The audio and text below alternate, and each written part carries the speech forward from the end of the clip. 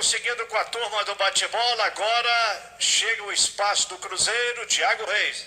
Boa noite, Emanuel, ouvintes da Itatiaia, 6 horas 38 minutos. Os jogadores do Cruzeiro seguem a preparação na Toca da Raposa 2. Daqui a pouco vamos trazer a importante palavra do médico do clube, Dr. Daniel Baumfeld, porque jogadores já constatados com a Covid-19, outros já curados, enfim, um processo que vem acontecendo em meio à pandemia na Toca da Raposa. Mas manchete da turma do bate-bola, o lateral esquerdo que está na mira do Cruzeiro e pode dar negócio é o Vitor Luiz do Palmeiras. O Vitor tem 26 anos, ele foi revelado no próprio Palmeiras, teve uma passagem pelo Porto de Portugal, voltou ao Brasil, passou pelo Ceará e foi muito bem no Botafogo. Me lembro que naquela oportunidade o Cruzeiro já tinha interesse no jogador, mas o Palmeiras, que detinha inclusive os direitos naquele momento do atleta, não o liberou. O Vitor Luiz, Emanuel, Léo Figueiredo e ouvintes da Itatiaia, é o nome que interessa ao Cruzeiro. Hoje,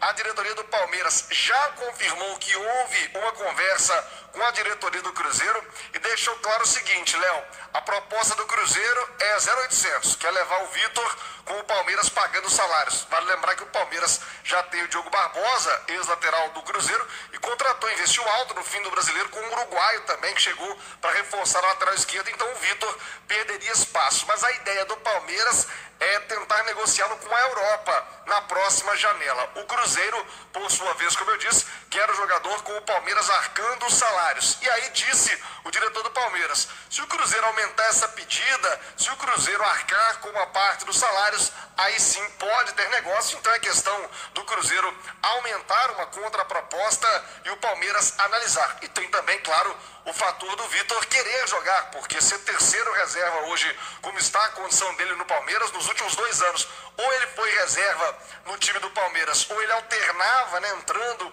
com times alternativos da equipe do Palmeiras. Então pode ser negócio bom para os 3 lados, Cruzeiro, Palmeiras e para o próprio jogador, Léo. Eu concordo, Thiago, porque o Vitor Luiz, com certeza, sabe o tamanho que o Cruzeiro vai ser na Série B, a vitrine que o Cruzeiro vai ser, e o Cruzeiro voltando para a Série A, se ele tiver nesse elenco, ele crava o nome dele na história do Cruzeiro. Todos os jogadores que conseguirem esse feito, que é o mais importante do ano, terão uma importância muito grande. O Cruzeiro está certo numa regra de negociação, né? Eu acho muito difícil que o Palmeiras pague o salário todo, porque senão deixa o cara lá. Fica treinando aqui, mas aí o jogador é que pode pressionar, querendo sair. O Cruzeiro tem um teto salarial, pelo menos tinha até outro dia, que era de 150 mil.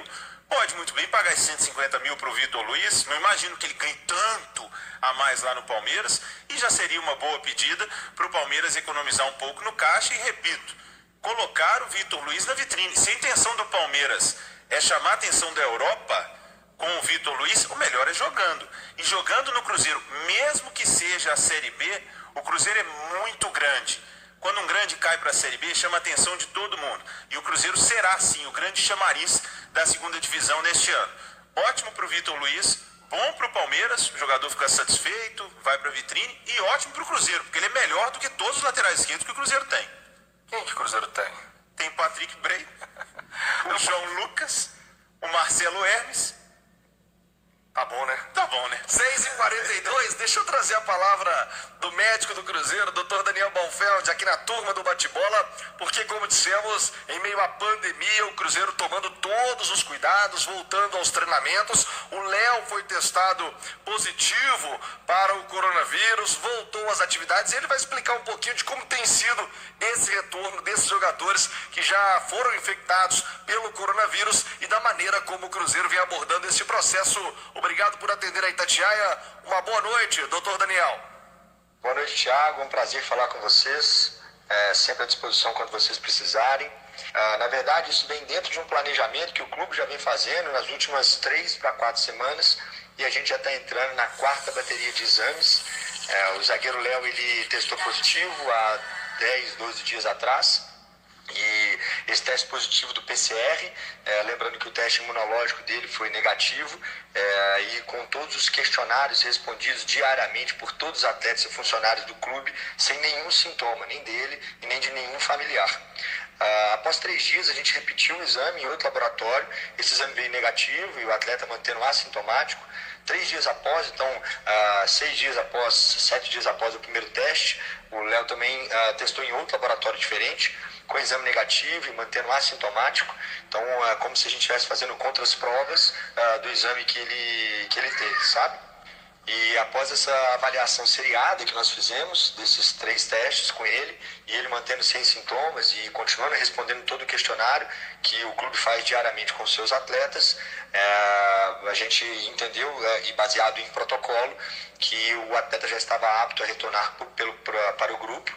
Então, nós temos aí quase 12 dias após o teste dele, positivo, e com outros 2 testes negativos e sem sintomas, completamente assintomático, ele e a sua família, e a gente reiterou o Léo ao grupo, e claro, isso baseado em protocolo da CBF, protocolos clínicos, estudos que já demonstraram que isso não traria nenhum risco nem para ele e nem para os atletas que estariam em volta com ele em relação à contaminação. Doutor Daniel, quais são os protocolos, para o ouvinte da Itatiaia compreender o que vem sendo feito pelo departamento médico do clube, esses protocolos, essas testagens que vem acontecendo na medida do possível, praticamente todo mundo sendo testado? Conta pra gente um pouquinho dessa nova rotina no dia a dia do clube. Então, Thiago, o Cruzeiro segue um protocolo bem estabelecido de avaliações diárias com questionários e esses exames de sangue e o PCR, que é a testagem por SWAB semanal.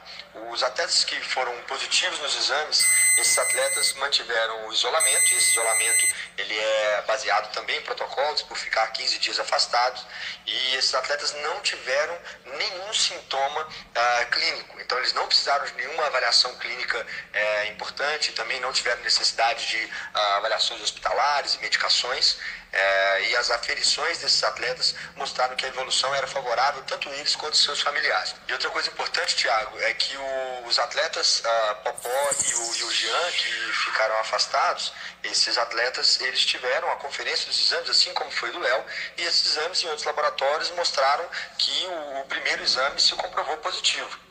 Mesmo ele se mantendo assintomático, como eu tinha comentado, a gente comprovou que esse exame ele não tinha nenhum falso positivo, não tinha nenhum resultado que pudesse ser diferente do que a gente tinha imaginado. Então a gente manteve o protocolo de isolamento domiciliar para que a gente não coloque nem ele, nem os familiares, nem os próprios atletas em risco. Alguns atletas, doutor Daniel, testaram positivo para Covid, além do Léo, caso do Jean e também do Popó.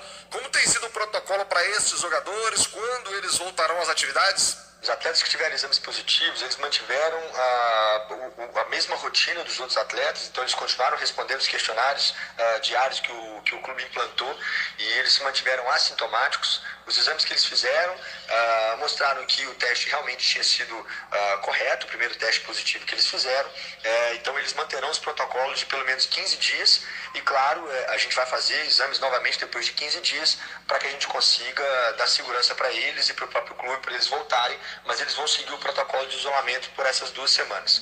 Diferentemente do atleta Léo, que mantendo igual os outros assintomáticos, os exames dele deram negativos após a avaliação do primeiro exame. Então 2 exames subsequentes negativos, então a gente considerou dentro das avaliações que o atleta Léo poderia retornar e que os outros 2 atletas ainda deveriam ficar em isolamento conforme o protocolo. Doutor Daniel Bonfeld, eu gostaria de aproveitar a sua presença aqui na turma do Bate-Bola para ter um depoimento, uma palavra de um homem da medicina do esporte que está vivendo intensamente esse momento diferente, absolutamente diferente de tudo do que nós já vivemos, e queria saber a sua opinião quanto à volta do futebol. Estamos vendo aí a Europa já voltando, a Turquia voltou hoje, Portugal, Espanha, Alemanha foi a primeira a voltar, e aqui no Brasil alguns clubes já com essa ansiedade do retorno às atividades. E eu te pergunto, porque a gente vê essa estrutura de Cruzeiro, Atlético e América testando sempre os jogadores e sempre positivando jogadores aí para a Covid-19, e os clubes do interior que não tem nem perto dessa estrutura,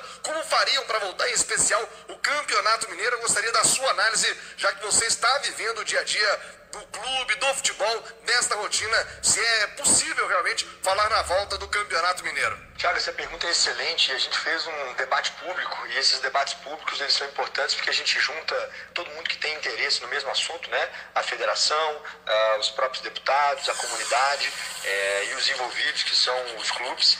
E a ideia do retorno ao futebol tem que ser um retorno com segurança. E a gente tem que pensar também no retorno da nossa cidade. A gente não pode pensar que o futebol irá retornar se a nossa cidade ainda não foi permitido ter inúmeros acessos que a população ainda deseja. Então a gente vive um pouco com o entendimento de que quando a cidade tiver uma progressão de abertura, a gente também consegue ter uma progressão de abertura para as atividades do futebol. E esse entendimento vai muito do que os clubes da capital conseguem testar pessoas que são assintomáticas. Então a gente consegue determinar, junto com a cidade, ter um número real de como que essa propagação está acontecendo. Imagina só, nós tivemos esses 2 atletas positivos, né? O Léo considerando que um exame positivo, os outros 2 negativos, e com todo esse protocolo a gente consegue entender que não há uma disseminação específica entre os atletas dentro do clube. Só que se a gente programar isso para um retorno maior, os clubes do interior não têm a mesma estrutura que o Cruzeiro, que o Atlético, que o América. Então deveria haver uma programação ao redor dos clubes do interior para que a gente consiga fazer isso com segurança. Se os clubes do interior não puderem ter a mesma informação e a mesma capacidade de gerar dados com segurança para a gente proteger os atletas e até todos os envolvidos, vocês da imprensa, nós que estamos diretamente com os atletas, juízes e assim por diante, realmente a gente tem que pensar de uma forma mais cautelosa, né? Então a gente precisa dar segurança a todos os envolvidos. E isso não vem só dos grandes clubes da capital. Isso vai partir muito da federação e da própria estrutura dos clubes do interior. Muito importante seu depoimento. Dr. Daniel Malfeld, muito obrigado por atender a Itatiaia neste sábado. Obrigado pelo carinho com a reportagem da Rádio de Minas. Um grande abraço e até a próxima. Boa noite. Tiago, boa noite. Como eu disse antes, podem sempre contar comigo. É um prazer falar com a Itatiaia. Vocês são extremamente importantes para nos ajudar na difusão do conhecimento e que todo mundo entenda que todos os protocolos estão sendo feitos com todo o cuidado possível e pensando na saúde de todos nós, né? Não só dos nossos atletas. Então é sempre um prazer, obrigado e boa noite. Boa noite, Dr. Daniel Malfeld, um depoimento importante, Emanuel, o dilema continua, né, sobre essa volta do futebol. Aliás, ia ter uma fala forte essa semana do Casa Grande a respeito do assunto, o presidente do Flamengo enfatizando que o futebol tem que voltar de qualquer jeito e fica essa relação entre a ciência e a necessidade dos clubes também de fazer a bola girar. Emanuel, um convite amanhã no Domingão Esportivo da Itatiaia, além do Bola Premiada, às 14h, estaremos aqui na Itatiaia de volta ao Bola Premiada. Na sequência, na mesa redonda da Rádio de Minas, o Samuel Venâncio com os debatedores da Itatiaia receberão o técnico do Cruzeiro, Enderson Moreira. A partir das 3h, o técnico do Cruzeiro ao vivo também na nossa mesa redonda de todo domingo. Continua o dilema, se volta ou não o futebol no Brasil, Emanuel. Ok, Thiago, palavra muito ponderada. É sempre bom ouvir os médicos. Vamos tirar essa pressa, essa ansiedade. Todos estão pensando, querendo a volta do futebol, que faz falta do nosso dia a dia, nas tardes de domingo, no meio de semana. Mas voltar de qualquer jeito, como alguns estão defendendo, isso seria uma loucura, porque os números da Covid-19 não estão permitindo uma luz no fim do túnel por enquanto. Falou ontem o prefeito de Belo Horizonte, o Alexandre Calil. Há também um movimento muito grande do comércio para que as lojas que estão fechadas sejam reabertas, mas muita calma nessa hora, porque o Brasil já é, neste 13 de junho, o segundo país com mais mortes em todo o universo. E isso não passou pela cabeça de nenhum brasileiro há 3 meses atrás, quando chegaram os números da Itália, da Espanha, alguma coisa vinda dos Estados Unidos. Agora o bicho nos pegou.